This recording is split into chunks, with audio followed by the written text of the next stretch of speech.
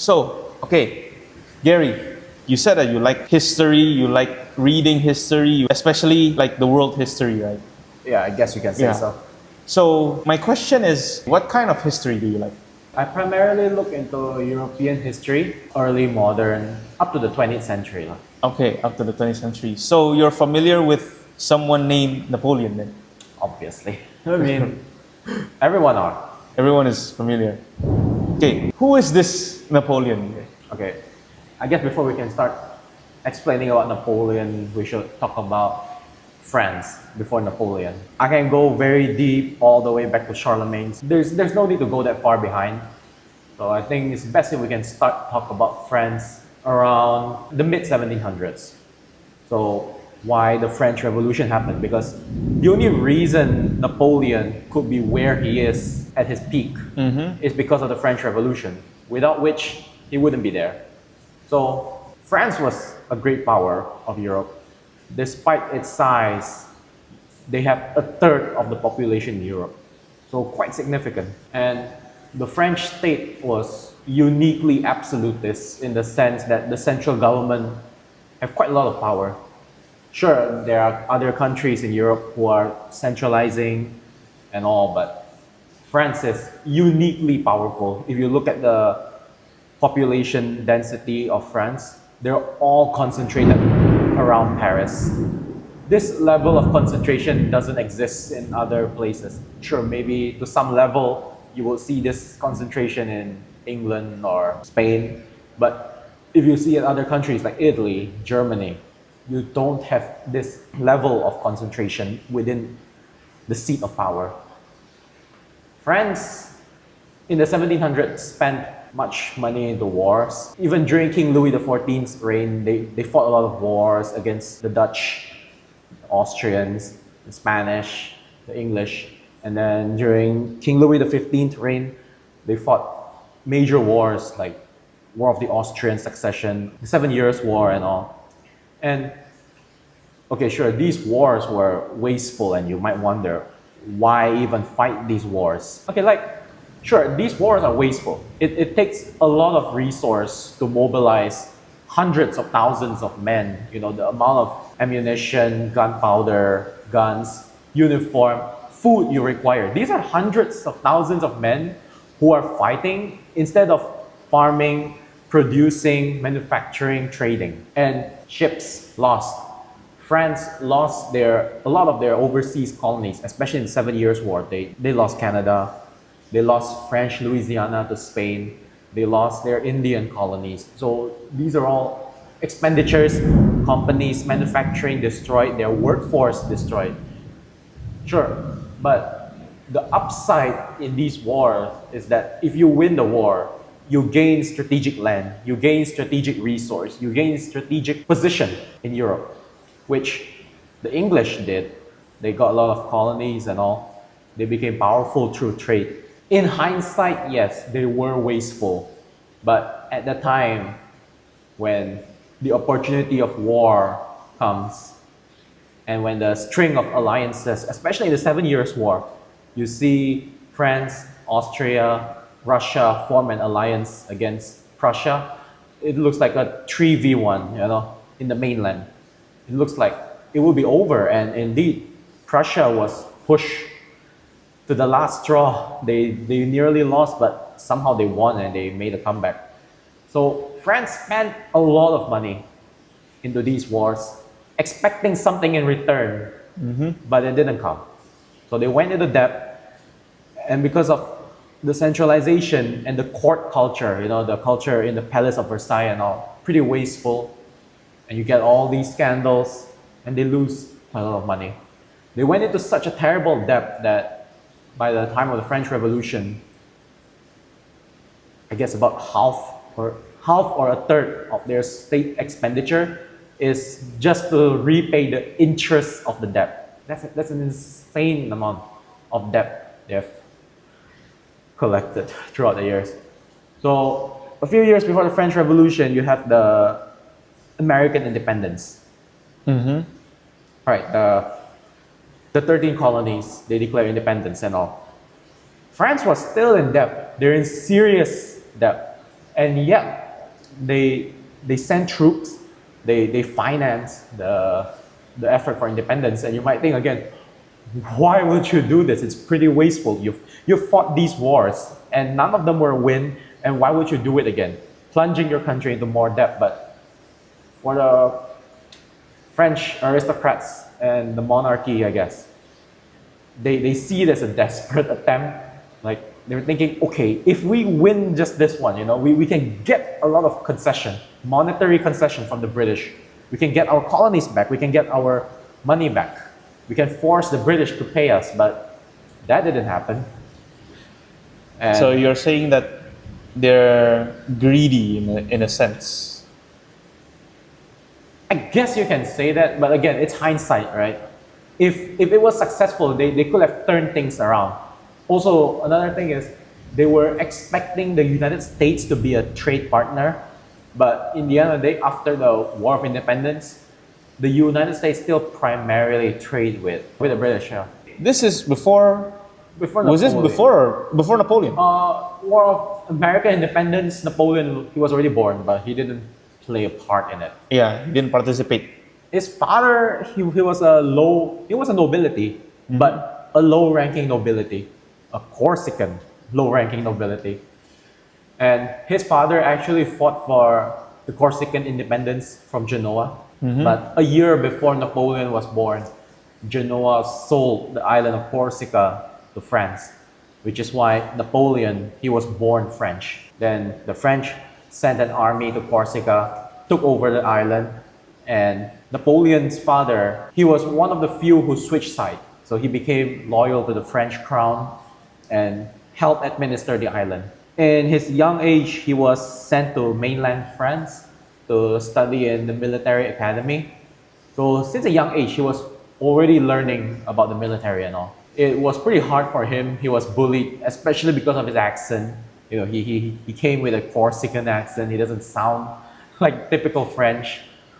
But despite that, again, he didn't have that many friends. Pretty alone, doesn't have many friends. He spent a lot of time reading. He admired generals of the past like Alexander, Caesar, Prince Eugene and all. And he was pretty brave, you can say. He really learned a lot of lessons. A particular story was when he was still young in a military academy. It was winter. They were having a snow fight. So they separate themselves into two groups. He led his group to literally charge at the enemy's position and won the fight. So yeah, even at a young age, he's pretty aggressive. He understood what war was. When the French Revolution happened, he was still pretty young, right? Still in his 20s. He quickly switched side to the revolution because he understood that under the structure of the ancient regime, it will be difficult for him to gain rank. Even though he could perform competently, there will be a limit to how high he could climb because again, he's Corsican. They still view Corsicans pretty not in the inner circle of the French people. So one of his first assignment, the siege of Toulon, where the city had British presence and French aristocrats. He was an artillery officer, commanding the cannons and all. He wasn't the highest ranking officer there, but he realized the guy above him is pretty incompetent, pretty stupid, I guess, in his point of view. And he's like, screw you, we're gonna do things my way. Literally, he's not the highest ranking officer there, But he's like, he looked at the position, he's like, okay, there's an opportunity, but there was a bit of struggle, but he's like, screw you, we're gonna do things my way. They eventually agreed to do things his way, and it was successful. They beat the British back, took back the city. He then came back to Paris. There was then a bit of political struggle because again,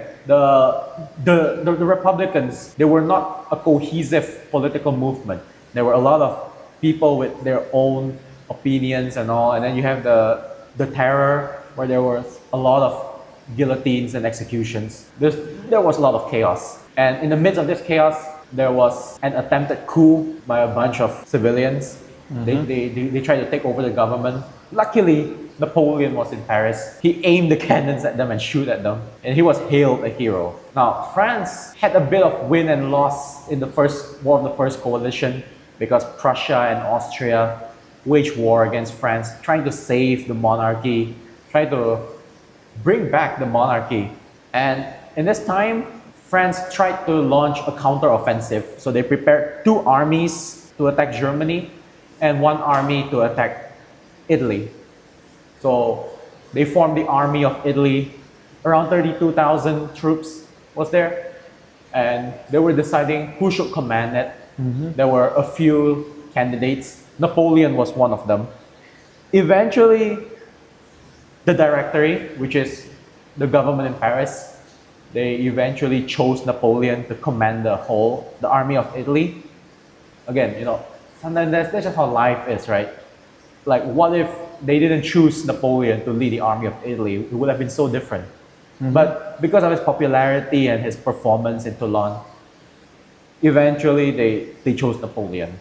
Now, they did not expect Napoleon to make a huge win. After all, the army of Italy is far smaller than the army of the Rhine and the army of Germany. So they were expected to be just the bait, to just divert the enemy's attention. But Napoleon, he went to Italy, he outmaneuvered his opponent, he struck them hard.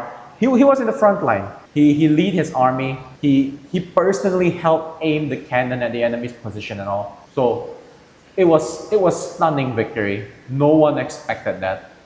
And sure, he did lost 2 battles there, I believe, but they were minor losses, and he was able to recover from it and eventually winning northern Italy as a whole. And that forced Austria to ask for a ceasefire and eventually a peace.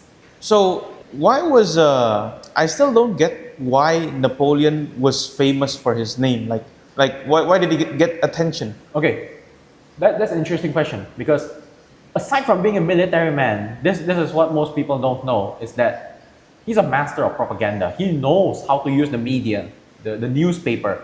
He brought journalists with him to continuously send report back to Paris. So every time he make a win, he will sensationalize these victories.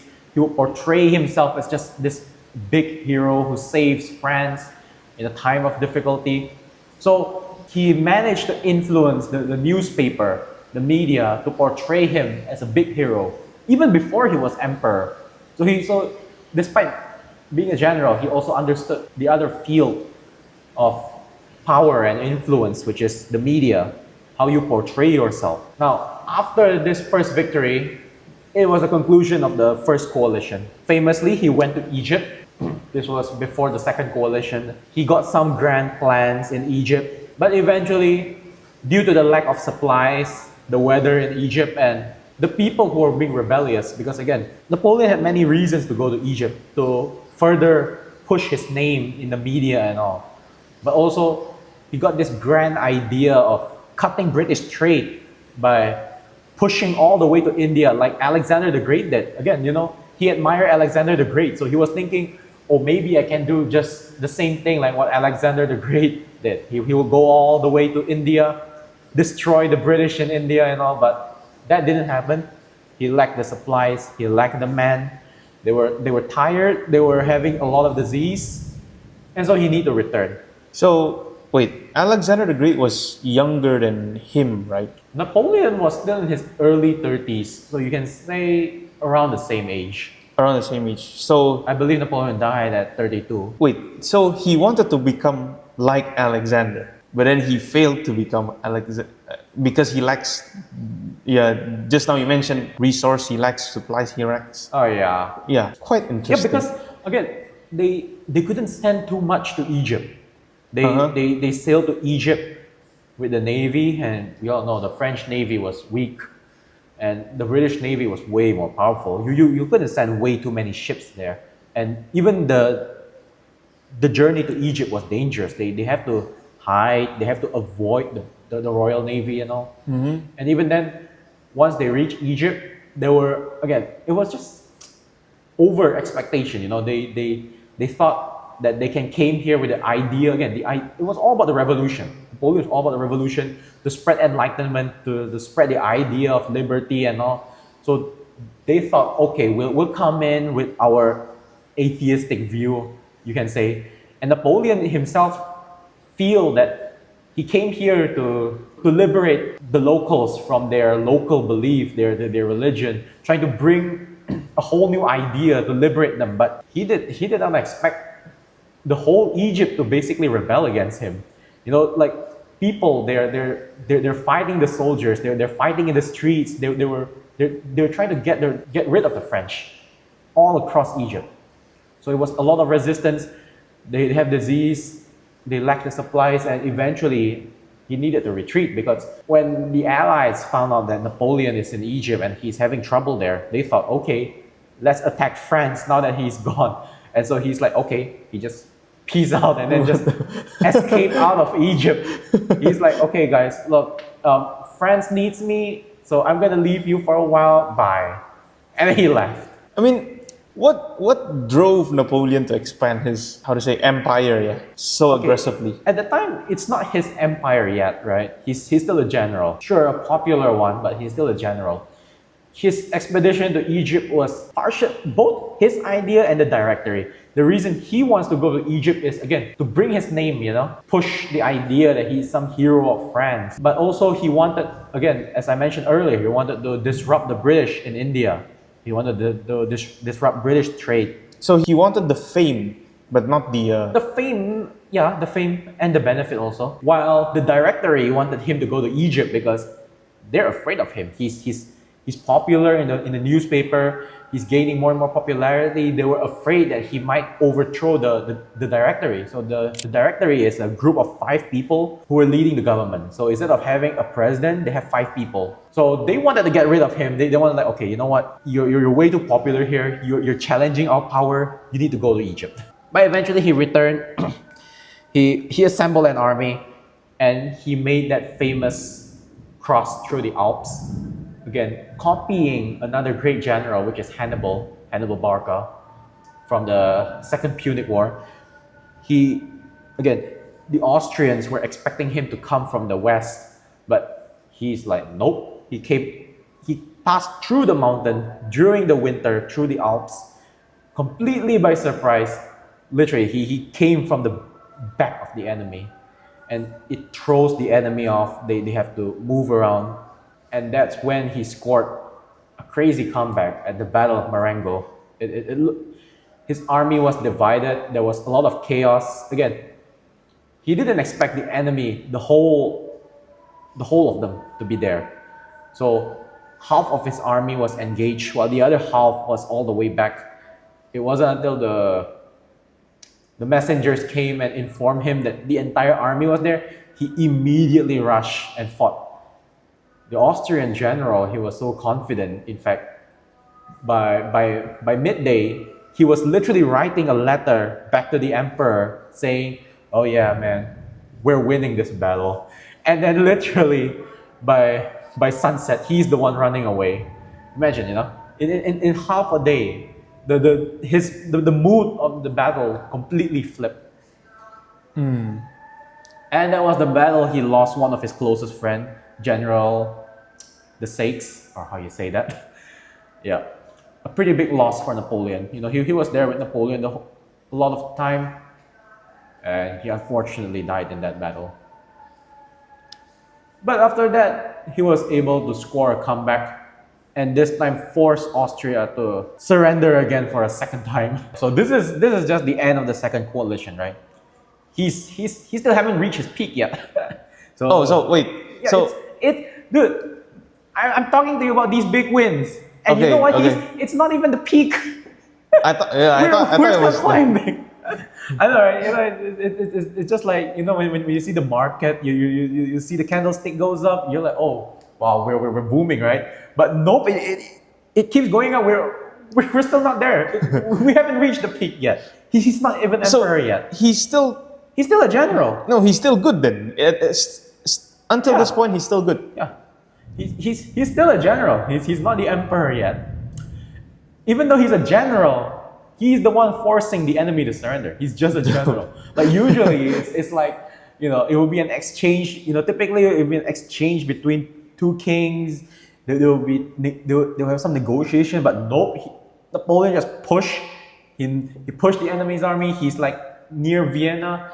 He's like, yo, my army is here. We're like, we're near your capital. You got no choice but to surrender. And they're surrendering to a general instead of the country. They're signing treaty with Napoleon.